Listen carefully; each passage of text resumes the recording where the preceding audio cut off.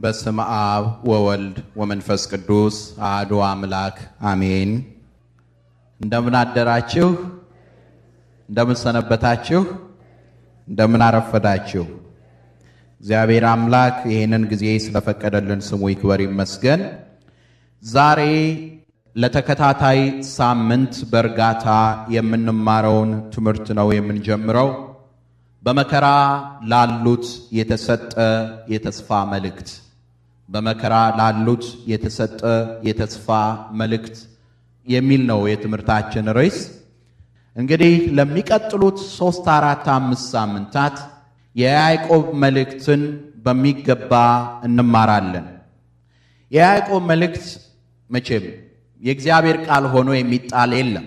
የእግዚአብሔር ቃል ሙሉ በሙሉ እውነት ነው፣ የተከበረ ነው። ነገር ግን የያዕቆብ መልእክት ላይ በጣም ትኩረት እንዳደርግ ያደረገኝን አጋጣሚ ልንገራችሁ። አንድ ኢትዮጵያዊ የኛው ወገን የሆነ ሰው የኢትዮጵያ ቤተክርስቲያን ተጠራርጋ መጥፋት አለባት ብሎ በአደባባይ ሲናገር እንደው ለመሆኑ ምንድነው እንዲህ ያሰኘው?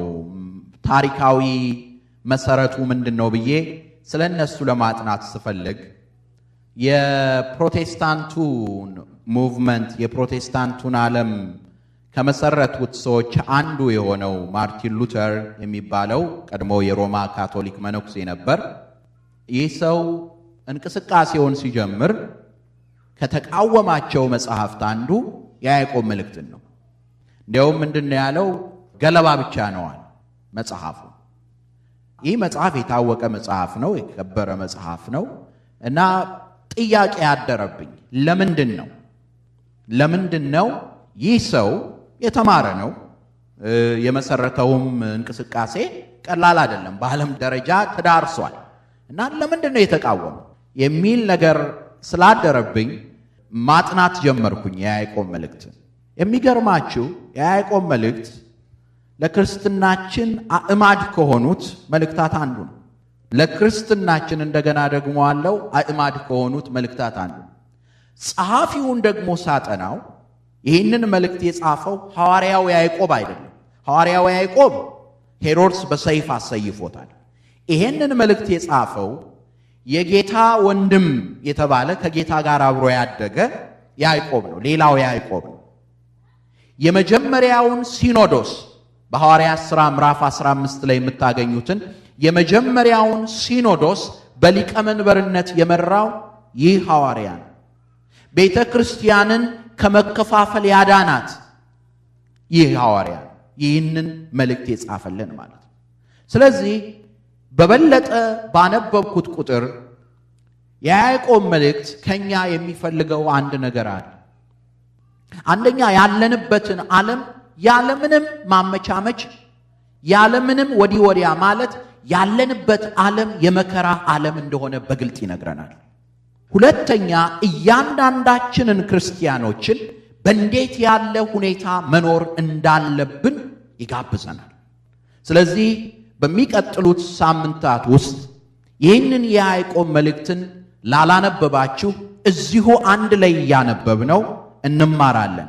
ዛሬ የምንጀምረው አጠቃላይ የሆነውን ክፍል 1 መከራ ሲደርስብን ምን እናድርግ የሚለውን የመጀመሪያውን ክፍል እንጀምራለን።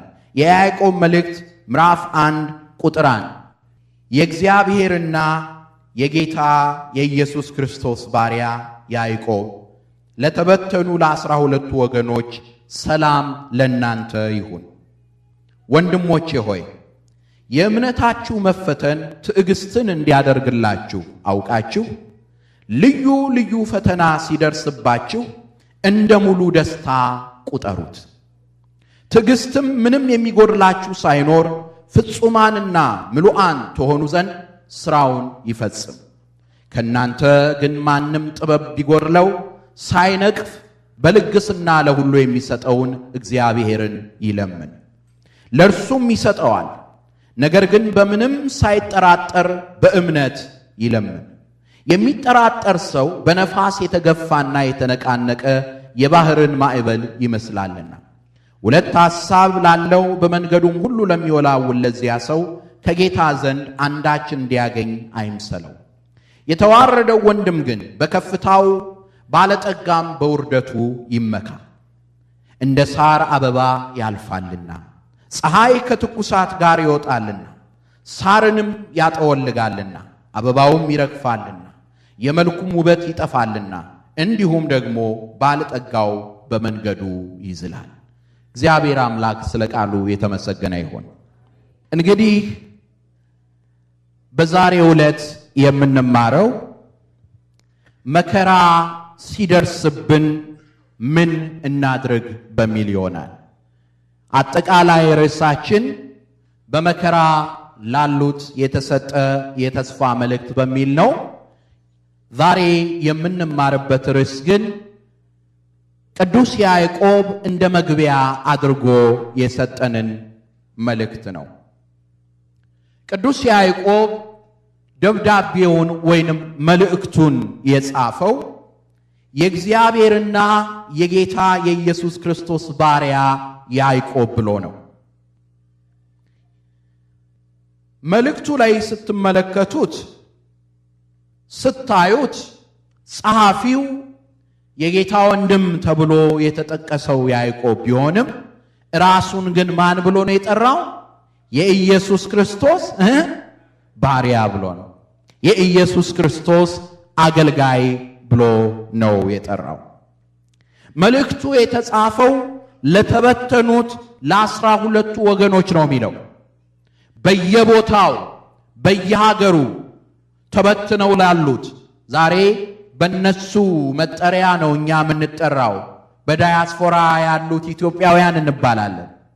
እዚህም ጋር የምናገኘው የተበተኑት የሚለው ቃል ይህንኑ እኛም በየቦታው ተበትነን ያለነውን ኢትዮጵያውያንን እንደምንጠራው አጠራር ነው እዚህም ላሉት የተጻፈው። ስለዚህ በሌላ መልኩ የያዕቆብ መልእክት የተጻፈው ምንም እንኳን በዚያ ዘመን በየሀገሩ ተበትነው ለነበሩት እስራኤላውያን ቢሆንም ዛሬም ደግሞ በዚህ በ21ኛው ክፍለ ዘመን በየቦታው በየሀገሩ ተበትነን ላለነው፣ በመከራ ውስጥ ላለነው፣ በችግር ውስጥ ላለነው የእግዚአብሔርን መልስ የአምላካችንን መልስ ለምንፈልግ ሁሉ ነው።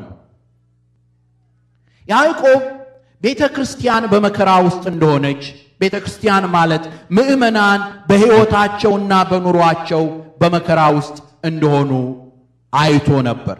በዚያን ዘመን ክርስትና ዋጋ ያስከፍል ነበር። ክርስትና የክብር ስም አልነበረም። ክርስትና ክርስቲያን ሆነ መባል ለመከራ ታጨ መባል ነበር። በዚያ ምክንያት አብዛኞቹ ክርስቲያኖች የሚመሩት ሕይወት የመከራ ሕይወት ነበር። በሰይፍ ውስጥ ማለፍ ግድ ነበር። በእሳት ውስጥ ማለፍ ግድ ነበር። በግርፋት ውስጥ ማለፍ ግድ ነበር። ያ የአንደኛው ክፍለ ዘመን ክርስቲያኖች የሰማዕትነት ሕይወት ነው። ዛሬ ምናልባት ለአንዳንዶቻችን ሰይፉ ላይኖር ይችላል። ለአንዳንዶቻችን እሳት ላይኖር ይችላል። ለአንዳንዶቻችን ጅራፍ ላይኖር ይችላል።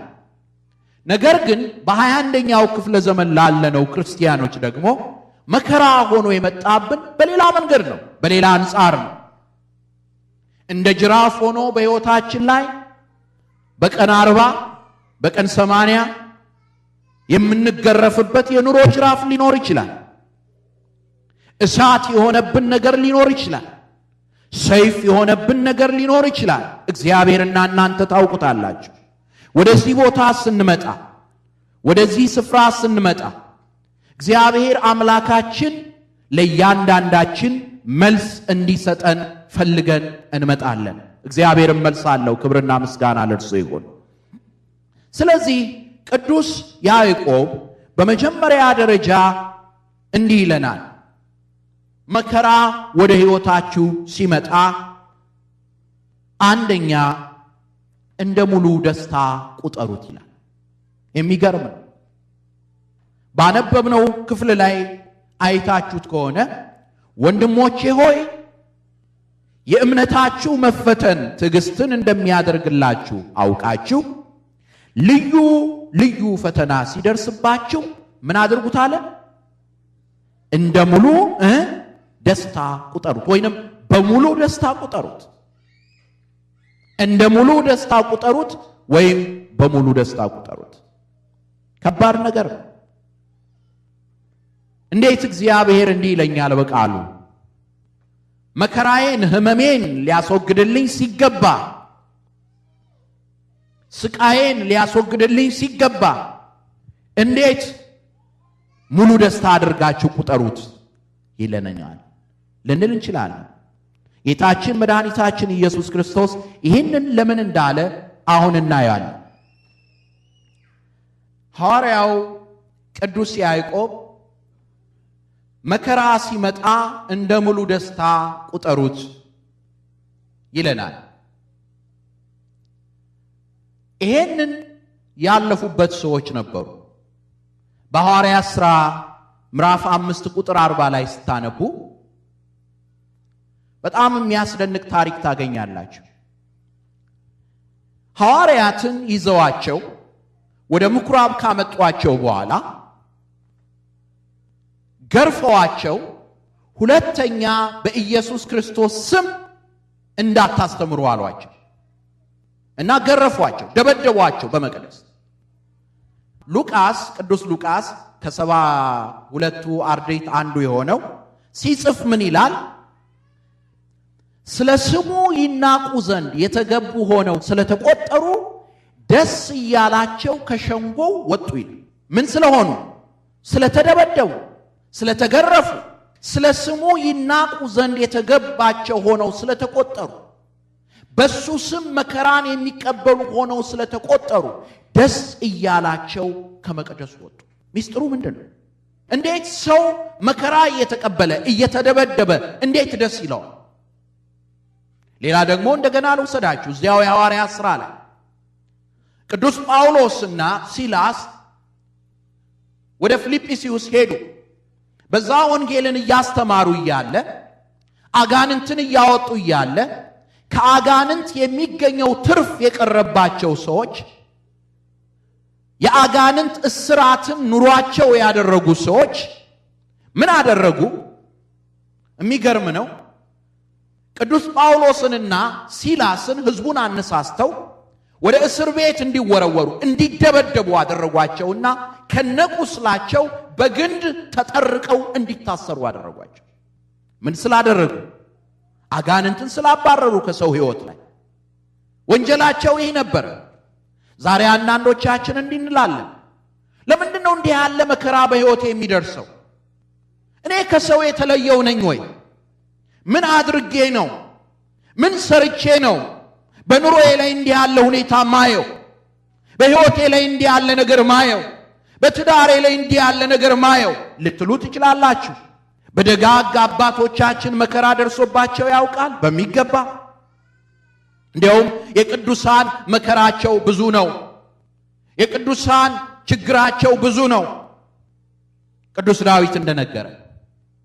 ስለዚህም ከነቁስላቸው፣ ከነድብደባቸው፣ ከነግርፋታቸው አያንስ ተብሎ ደግሞ እንደገና በግንድ ተጠርቀው ታስረው እስር ቤት ተቀመጡ። መሸ፣ ሰው ሁሉ ተኛ። እነዚህ ሰዎች ግን ቁስሉ እየጠዘጠዛቸው፣ ሕመሙ እያመማቸው ቁጭ ብለዋል። መንፈቀ ሌሊት ሆነ። ወዲያው በመንፈቀ ሌሊት ላይ ቅዱስ ጳውሎስና ሲላስ በዜማ እግዚአብሔርን ማመስገን ጀመሩ። ምን ስለሆኑ? ስለታሰሩ፣ መከራን ስለተቀበሉ፣ ሕመም ውስጥ ስላሉ። ምን አይነት አስደናቂ ነገር ነው! አዎ መጽሐፍ ቅዱስ ነው የሚለን። በዜማ እግዚአብሔርን ማመስገን ጀመሩ። ያን ጊዜ እግዚአብሔር ከሰማይ ጎበኛቸው። እግዚአብሔር አሁንም ይጎብኘን። በእውነት ነው ምላችሁ ወገኖቼ፣ በእርሱ ላይ ተስፋችንን ጥለን አንተ ነህ የኑሮዬ ዋስትና፣ አንተ ነህ የቤቴ ዋስትና ብለን መከራችንና ችግራችንን አምዘግዝገን ጥለነው እኛን እንዳያስረን አድርገነው እግዚአብሔርን ስናመሰግን፣ እግዚአብሔርን ከፍ ከፍ ስናደርግ እግዚአብሔር ደግሞ ከላይ ከአርያም ይጎበኘናል። ስለዚህም እግዚአብሔር ጎበኛቸው። ጳውሎስና ሲላስ። እናም የእጅ ሰንሰለታቸው ተፈታ፣ የእግራቸው ግንድ ወደቀ። እነሱ ብቻ አይደሉም፣ እነሱ የታሰሩበት ቦታ ላይ ያሉት እስረኞች ሁሉ ሰንሰለታቸው ወደቀ። ወገኖቼ አንዳንድ ጊዜ በመከራ ውስጥ ሆናችሁ እኮ ለሌላው በረከት ትሆናላችሁ። በችግራችሁ ውስጥ ሆናችሁ እያላችሁ እኮ ለሌላው ፈውስ ትሆናላችሁ። አንዳንዴ ለራሳችን እንኳን ይገርመናል። ለሌላው በረከት እየሆንኩኝ፣ ለሌላው ደስታ እየሆንኩኝ ለኔ ለምንድነው ደስታ የራቀኝ እስክንል ድረስ።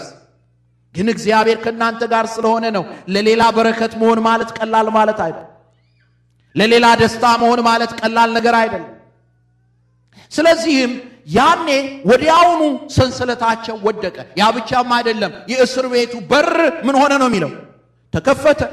ይህን ጊዜ የወህኒ ቤቱ ጠባቂ እስረኞች በሙሉ ያመለጡበት ስለመሰለውና ጦር ፍርድ ቤት እቀርባለሁ ብሎ ስለፈራ ራሱን ሊገድል ሰይፉን አስነሳ። ተስፋ ቆረጠ። ያን ጊዜ ቅዱስ ጳውሎስ ምን አለው? በመከራ ውስጥ ያለ ነው ሌላውን ሰው መርዳት የሚችለው። በችግር ውስጥ ያለፈና የቀመሰ ነው ሌላውን መርዳት የሚችለውና ምን አለ ቅዱስ ጳውሎስ? በራስህ ላይ አንዳች ነገር አታድርግ፣ ሁላችንም እዚህ ያለን አለው። እንዴት አይነት ጸጋ ነው እግዚአብሔር የሚሰጠን ጸጋ! ግን አንድ ጥያቄ ልጠይቃችሁ። ለምንድን ነው እነዚያ ሐዋርያት እነ ጴጥሮስና እነ ዮሐንስ በመገረፋቸው ደስ እያላቸው ከሸንጎ የወጡት?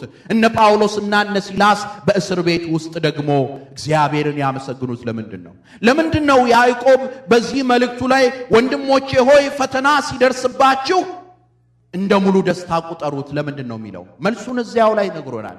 ምንድን ነው የሚለን? ምክንያቱ ምንድን ነው? የእምነታችሁ መፈተን ትዕግስትን እንዲያደርግላችሁ አውቃችሁ ይላል። የእምነታችሁ መፈተን ትዕግስትን ያደርግላችኋል። በሌላ ቋንቋ ምን ማለት ነው? የምትፈተኑት ፈተና በሕይወታችሁ የምታልፉበት የመከራ ሕይወት ከንቱና ባዶ የሆነ ሳይሆን በረከትን አዝሎ የመጣ ነው። በዚያ ውስጥ ምንም ነገር ባታገኙ፣ በዚያ ውስጥ ምንም ነገርን ባትመለከቱ የምታገኙትን ነገር እነግራችኋለሁ ይላል ሐዋርያው። ምንድነው የምታገኙት ነው የሚለን? ትዕግስትን ታገኛላችሁ።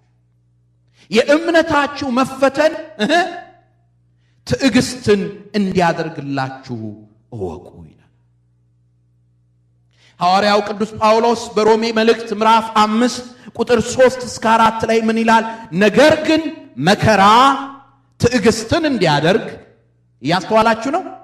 መከራ ምንን ያደርጋል? ትዕግስትን። መከራ ትዕግስትን እንዲያደርግ፣ ትዕግስትም ፈተናን፣ ፈተናም ተስፋን እንዲያደርግ እያወቅን በመከራችን እንመካለናል። የተወደዳችሁ አባቶቼ፣ እናቶቼ፣ ወንድሞቼ፣ እህቶቼ እግዚአብሔር በመከራችን ውስጥ ያስተምረናል። እግዚአብሔር በመከራችን ውስጥ ጸጋን ይሰጠናል። እግዚአብሔር በመከራችን ውስጥ አይሰብረንም፣ ይለውጠናል። በሚያስደንቅ ሁኔታ ይለውጠናል። የሰውን ልክ እናውቀዋለን፣ የእኛን ልክ እናውቀዋለን፣ የእግዚአብሔርንም ኃይል እናውቀዋለን። ክብርና ምስጋና ለስሙ ይሆን። እንደገና ደግሞ አለው በመከራችን ውስጥ የሰውን ልክ እናውቀዋለን። ተስፋችንን በሰው ላይ ያደረግን፣ ተስፋችንን በሌሎች ነገሮች ላይ ያደረግን ያ ሁሉ ከንቱ እንደሆነ እንረዳለን።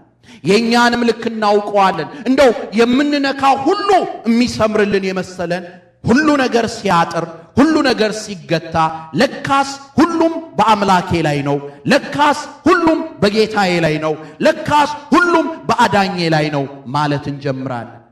ከዚያስ ኃያልና ታላቅ የሆነውን እግዚአብሔርን ብቻ እናያለን። ዓይናችንን ከሰው ላይ እናነሳለን። ዓይናችንን ከሁኔታዎች ላይ እናነሳለን። ዓይናችንን ወደ ማን ላይ እናደርጋለን? ወደ እግዚአብሔር። በመዝሙረ ዳዊት 120 ላይ ምን ይላል? ማይቴ ይምጻ ረድኤቴ፣ ረዳቴ ከወዴት ይመጣል አለ። መጀመሪያ ምን አለ? ዓይኖቼን ወደ ተራሮች አነሳኋል።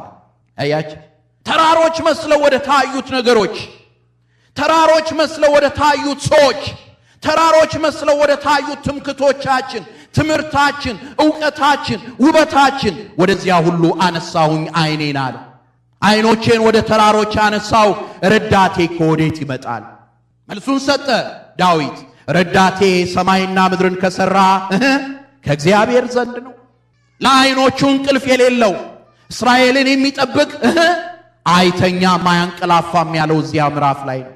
ረዳቴ ከወዴት ይመጣል? ዛሬ እናንተን ጠይቃችኋለሁ ኦርቶዶክሳውያን ወንድሞቼና እህቶቼ፣ አባቶቼና እናቶቼ፣ ረዳታችሁ ከወዴት ይመጣል? ከየት ነው ረዳቴ ኑሮዬን የሚለውጥ ሕይወቴን የሚለውጥ ይመጣል ብላችሁ የምታስቡት? ከየት ነው? ከየት ነው የኑሮአችንን ትርጉም ይሰጠናል ብላችሁ የምታስቡት የሚመጣው? እግዚአብሔር ብቻ ነው። ስለዚህም ጳውሎስ በመከራዬ እመካለሁ አለ፣ በመከራዬ ደስ እሰኛለሁ አለ። ያዕቆብም ደግሞ ትዕግስትን ያደርግላችኋል አለ። እና መከራ ሲመጣባችሁ ይለናል ሐዋርያው እንደ ሙሉ ደስታ ቁጠሩት። ለምን? ትዕግስትን ስለሚያደርግላችሁ። መከራ በሕይወታችን በሚመጣበት ጊዜ ምን አይነት ምላሽ ሊኖረን እንደሚገባውም በዚህ ምዕራፍ ላይ ይናገራል። ወደ ሌላ ቦታ ላይ አይደለም እየሄድኩ ያለሁት፣ እዚሁ ያነበብኩት ክፍል ላይ ነው ያለሁት። ምን ይላል? ዝቅ ብላችሁ ስትመለከቱ ወንድሞቼ ሆይ የእምነታችሁን መፈተን ትዕግስትን እንዲያደርግላችሁ አውቃችሁ ልዩ ልዩ ፈተና ሲደርስባችሁ እንደ ሙሉ ደስታ ቁጠሩት። ትዕግስትም ምንም የሚጎድላችሁ ሳይኖር ፍጹማንና ምሉዓን ትሆኑ ዘንድ ስራውን ይፈጽም ይላል። ትንሽ ዞር ያለ አማርኛ ነው የሚመስለው።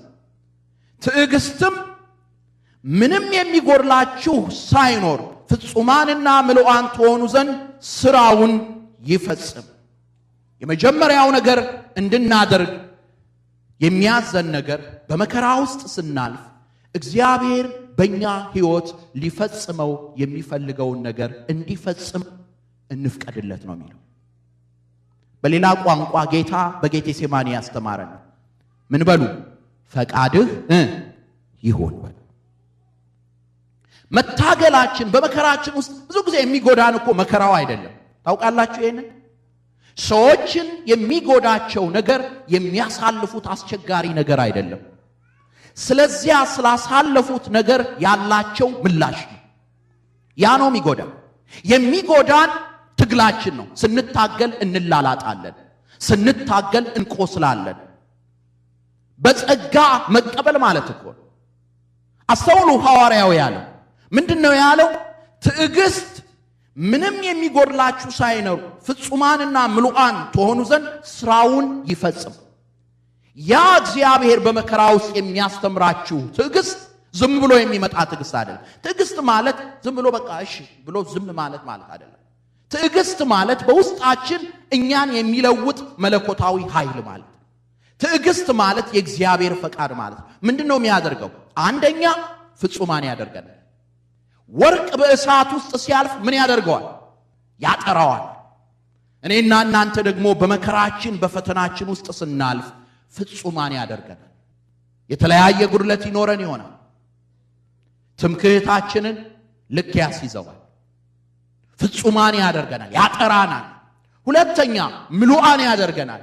በጎደለን ነገር ላይ ሌላ ይሞላልናል። ትህትናን ይሞላልናል፣ ፍቅርን ይሞላልናል፣ የጸሎትን ኃይል ይሞላልናል። ስለዚህ ያን እንዲያደርግ ስራውን በእናንተ ውስጥ ምን ያድርግ ነው የሚለው? ይፈጽም። ፍቀዱለት። አትታገሉ፣ አትላላጡ ነው የሚለን። አትታገሉት፣ አትበሳጩ፣ አትማረሩ።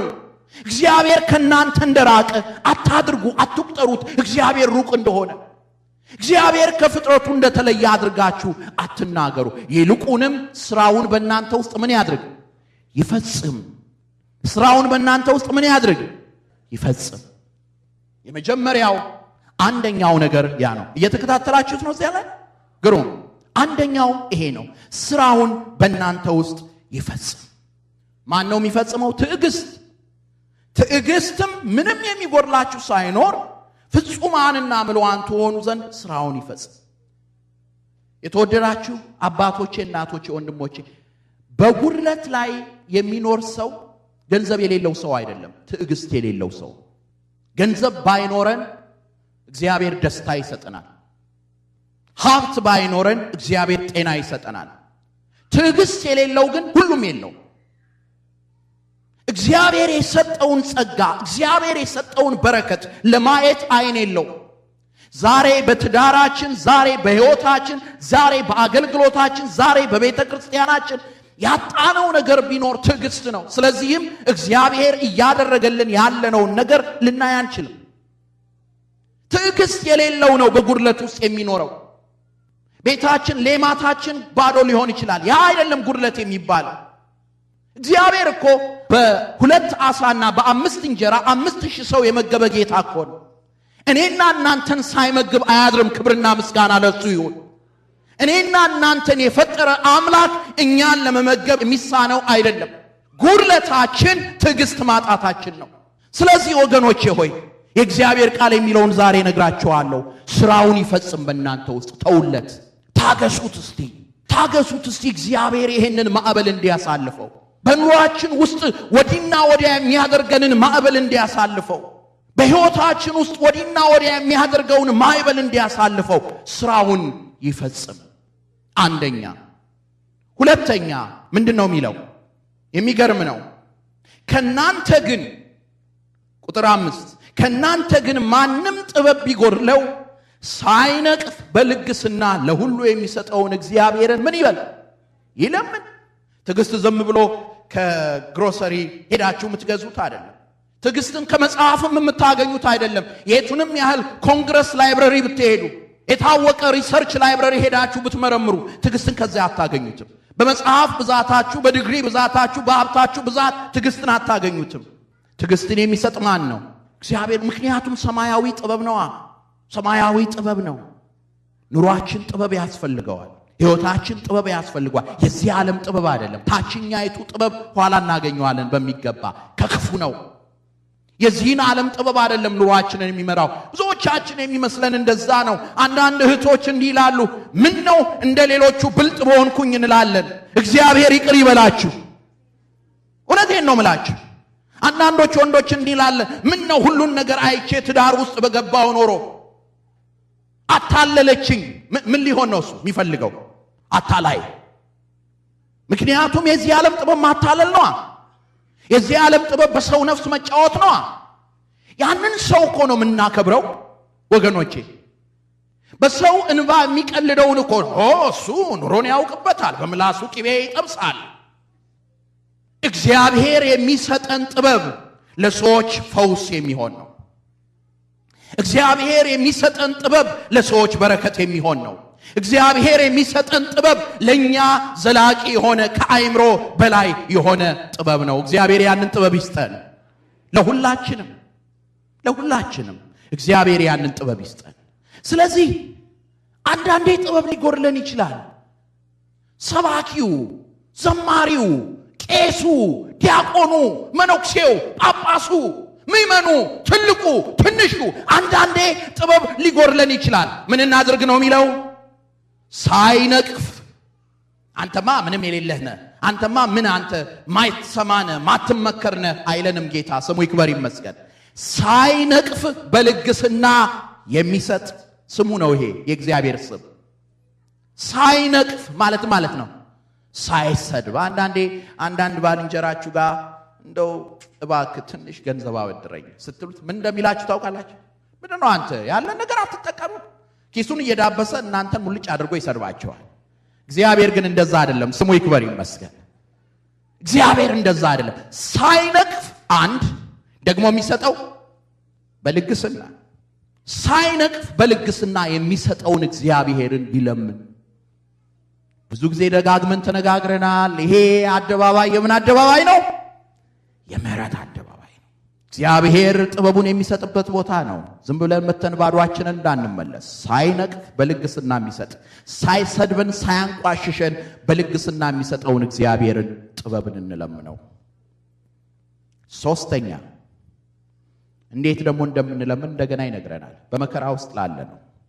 ሶስተኛ ከናንተ ግን ቁጥር 5 እዛው ላይ ከናንተ ግን ማንም ጥበብ ቢጎድለው ሳይነቅፍ በልግስና የሚሰጠውን እግዚአብሔርን ይለምን ይልና ቁጥር 6 ላይ ነገር ግን በምንም ሳይጠራጠር በእምነት ይለምን። ሳይነቅፍ በልግስና የሚሰጠውን አምላክ ለምኑ። እግዚአብሔር በመከራችሁ ውስጥ ምን አይነት እርምጃ መራመድ እንዳለባችሁ፣ ምን አይነት ውሳኔ መወሰን እንዳለባችሁ፣ በትዳር ጓደኞቻችሁ መካከል ችግር ቢኖር እግዚአብሔር በእንዴት ያለ መንገድ ነገሮችን ማሳለፍ እንደሚችል። ሌላ የዚህን ዓለም ጥበብ የሚመክራችሁን አትስሙት። የዚህን ዓለም ከንቱ የሆነ ማታለል የሚመክራችሁን አትስሙት። አንዳንዴ እንዲህ አይነት ምክር ከቤተ ዘመድ ይመጣል። ይቅርታ አድርጉልኝ፣ ኑሯችሁን የምትኖሩት እናንተ ናችሁ። አንዳንዴ እንዲህ አይነት ከንቱ የሆነ ምክር ከቅርብ ጓደኛ ይመጣል፣ በመከራከን አጠገባችሁ ከማይቆመው።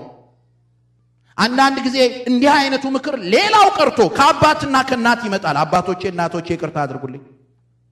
ሰው አባቱና እናቱን ይተዋል፣ ከሚስቱም ጋር ይጣበቃል፣ ሁለቱም አንድ ሥጋ ይሆናል።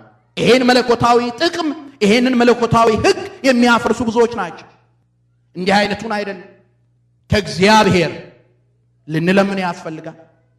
የምንለምነው ግን በምን መሆን አለበት? በእምነት መሆን አለበት። እምነት ረቂቅ ነገር አይደለም፣ ልንረዳው የማንችለው ነገር አይደለም። እምነት ማለት እግዚአብሔር እንዳለ ለሚፈልጉት ዋጋ እንደሚሰጥ ማወቅ ማለት ነው። የምንናገረውን ቃል፣ የምንለምነውን ቃል የሚሰማ የሚያይ፣ ችግሬን፣ ጉዳቴን፣ ቁስለቴን የሚገነዘብልኝ አምላክ አለ ብሎ ማወቅ ነው። ያ ነው እምነት ማለት። ያን እንድናደርግ ነው የሚነግረን። ሳይጠራጠር ምን ይበል? በእምነት ይለምን። የሚጠራጠር ሰው ይላል በነፋስ የተገፋና የተነቃነቀ የባህር ማዕበልን ይመስላል። ማለትም ማዕበሉን የሚገፋው ማን ነው? ነፋሱ ነው። ማዕበሉ የሚሄደው ወዴት ነው? ንገሩኝ። ነፋሱ ወደሚወስደው ነው። የተወደዳችሁ አባቶቼ፣ እናቶቼ፣ ኑሯችንን ሁኔታዎች ሊመሩት አይገባም፣ እግዚአብሔር እንጂ። አንዳንድ ጊዜ እያንዳንዱን ቀን የሚመራን፣ እያንዳንዱን ቀን የሚገፋን ሁኔታዎች ነው። የደረሰብን ነገር ነው።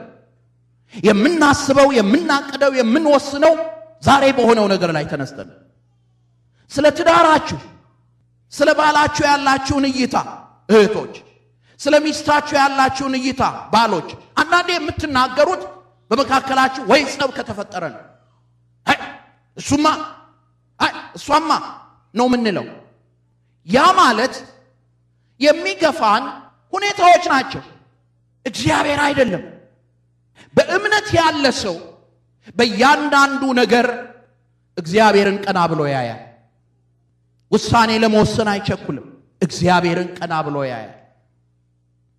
በሎጥና በአብርሃም መካከል የነበረው ልዩነት ይህ ነበር። አብርሃም እግዚአብሔር የሚመራው ነበር፣ ሎጥ ደግሞ ሁኔታዎች የሚመሩት ሰው ነበር። እደግመዋለሁ፣ አብርሃም ማን የሚመራው ነበር? እግዚአብሔር የሚመራው ነበር። ሎጥ ደግሞ ሁኔታዎች የሚመሩት ነበር። ስለዚህም አብርሃምና ሎጥ ሲጣሉ አብርሃም እግዚአብሔርን እድል ፈንታው አደረገ። ሎጥን ምን አለው? የፈለከውን ውሰድ አለው። ሎጥ ደግሞ አይኑን ያደረገው በሁኔታዎች ላይ ነው፣ በመጣላቱ ላይ ነው፣ በችግሩ ላይ ነው። ስለዚህም የለም ሶዶሙን ወስዳለሁ አለ። ገነት መስመስለዋን ለሱ አድቫንቴጅ ያገኘበት የሚመስለውን ምድር። ሰዶም ግን ለምን የተዘጋጀች ነበረች? ለእሳት። እግዚአብሔር ከዚያ ያድነን። ሁኔታዎች የሚመሩን ልንሆን አይገባም። ስለዚህ ነው እምነት የሌለው ሰውና በጥርጣሬ የሚለምን ሰው፣ የሚጠራጠር ሰው በነፋስ የተገፋና የተነቃነቀ የባህርን ማዕበል ይመስላልና። ሁለት ሐሳብ ላለው በመንገዱም ሁሉ ለሚወላውል ለዚያ ሰው ከጌታ ዘንድ አንዳች እንዲያገኝ አይምሰለው። ስለዚህ በእምነት እንለምን ነው የሚለው። በእምነት ምን እንለምን? ሳይነቅፍ በልግስና ከሚሰጠው ከእግዚአብሔር ምን እንለምን ነው የሚለው። ምን እንለምን? ጥበብን አይደለም እንዴ የሚለው? ጥበብን። ያ ጥበብ ምንን ያስተምረናል? እሱን ተናግሬ እጨርሳለሁ። ያ ጥበብ ምንን እንደሚያስተምረን፣ ያ ጥበብ ምንን እንደሚያሳየን ቁጥር 9 እስከ 11 ድረስ ይሄንን በደንብ እንድትሰሙኝ ይፈልጋል። ቁጥር 9 እስከ 11 የተዋረደው ወንድም ግን በከፍታው ባለጠጋም በውርደቱ ይመካ። እንደ ሳር አበባ ያልፋልና ፀሐይ ከትኩሳት ጋር ይወጣልና ሳርንም ያጠወልጋልና አበባውም ይረግፋልና የመልኩም ውበት ይጠፋልና እንዲሁ ደግሞ ባለጠጋው በመንገዱ ይዝላል። ምንድነው እየተናገረ ያለ ያዕቆብ? አንደኛ ሳይነቅፍ በልግስና የሚሰጠውን እግዚአብሔርን ምን ይለምን? ጥበብን ይለምን። ጥበብን ሲለምን ደግሞ በምን ይለምን ነው የሚለን? ንገሩኝ። በእምነት ይለምን። ያንን ጥበብ በእምነት ለምነን ስናገኝ ይህንን ነገር እናስተውላለን። ምን? ሁሉም እንደ ሳር አላፊ መሆኑ። አባቶቼና እናቶቼ፣ ወንድሞቼ፣ እህቶቼ፣ መከራውም ውበቱም ክብሩም በዚህ ዓለም የምናየው ነገር በሙሉ ያልፋል። ፈረንጆቹ የሚናገሩት ሁለት ቃል አለ፣ አፒራንስ እና ሪያሊቲ የሚሉት። የምናየው የኑሮ እውነታና አንዳንዴ በአይናችን የምናየው ነገር፣ በዚህ ዓለም ቋሚ መስሎን የሚታየን ነገር፣ በዚህ ዓለም ዘላለማዊ መስሎ የሚታየን ነገር ዘላለማዊ አይደለም። መከራችንም ዘላለማዊ አይደለም። ስለዚህ ነው ድሃው አንድ ቀን ይከብራልና በክብሩ ምን ይበል ነው የሚለው? ይመካ። ሀብታሙም ደግሞ አንድ ቀን ምን ሊል ይችላል ነው የሚለው? ሊዋረድ ይችላል። ባለጠጋውም በውርደቱ ይመካ። አይከርምም? ምክንያቱም ቋሚ የሆነ ነገር የለም። እንደ ሳር አበባ ያልፋልና ፀሐይ ከትኩሳት ጋር ይወጣልና ሳርንም ያጠወልጋልና አበባውም ይረግፋልና የመልኩም ውበት ይጠፋልና እንዲሁም ደግሞ ባለጠጋው በመንገዱ ይዝላልና ሁሉም ነገር ያልፋል። ለዚህ ነው በመከራችን ውስጥ ልንታገስ የሚገባን። ሁሉም ነገር ምን ስለሚል? ስለሚያልፍ። እግዚአብሔር የደስታን ጊዜ ስለሚያመጣ፣ እግዚአብሔር የበረከትን ጊዜ ስለሚያመጣ። ስለዚህ እነዚህን አራት ነገሮች አስተውሉ። አንድ፣ ትዕግስት ስራውን እንዲሰራ በውስጣችን ጊዜ እንስጠው። ስራውን በእኛ መካከል ምን ይበል? ይፈጽም። ሁለት፣ ጥበብ ጎድሎን ከሆነ በልግስና ሳይነቅፍ የሚሰጠውን እግዚአብሔርን ምን እንበል? እንለምን። ሶስት፣ የምንለምነው ደግሞ በምን ይሆን? በእምነት ይሆን። አራተኛ፣ ይህ ያለንበት፣ ይህ የምናየው፣ ይህ የምናዝንበት፣ ይህ የቆሰልንበት ነገር ሁሉ እንደ ሳር ምን ይላል? ያልፋል። ፀሐይ ይወጣል፣ ሳሩ ምን ያደርገዋል? ያጠወልገዋል። ስለዚህ እግዚአብሔር ብቻ ዘላለማዊ እንደሆነ፣ እግዚአብሔር ብቻ ከሁላችን ጋር እንዳለ አውቀን በመከራችን እሱን ብቻ ቀና ብለን ተመልክተን በአምላካችን እንድንጸና ቅዱስ ፈቃዱ ይሁንልን። መዝሙረ ዳዊት መዝሙር 19 በመከራ ቀን እግዚአብሔር ይስማህ፣ የያዕቆብ አምላክ ስም ያቁምህ፣ ከመቅደሱ ረድኤት ይላክልህ፣ ከጽዮንም ያጥናህ፣ ቁርባንህን ሁሉ ያስብልህ፣ የሚቃጠል መሥዋዕትህን ያለምልምልህ፣ እንደ ልብህ ይስጥህ፣ ፈቃድህንም ሁሉ ይፈጽምልህ። በማዳንህ ደስ ይለናል፣ በአምላካችን ስም ከፍ ከፍ እንላለን። ልመናህን ሁሉ እግዚአብሔር ይፈጽምልህ። እግዚአብሔር የቀባውን እንዳዳነው ዛሬ አወቅኩ። ከሰማይ መቅደሱ ይመልስለታል በቀኙ ብርታት ማዳን። እነዚያ በሰረገላ እነዚያም በፈረስ ይታመናሉ፣ እኛ ግን በአምላካችን በእግዚአብሔር ስም ከፍ ከፍ እንላለን። እነርሱ ተሰነካክለው ወደቁ፣ እኛ ግን ተነሳን ጸንተንም ቆምን። አቤቱ ንጉሥን አድነው፣ በጠራንህም ቀን ስማን። እግዚአብሔር አምላክ ከሁላችን ጋር አይሁን። በመከራችን ቀን እግዚአብሔር ይስማን። አሜን። እግዚአብሔር ከሁላችን ጋር አይሁን።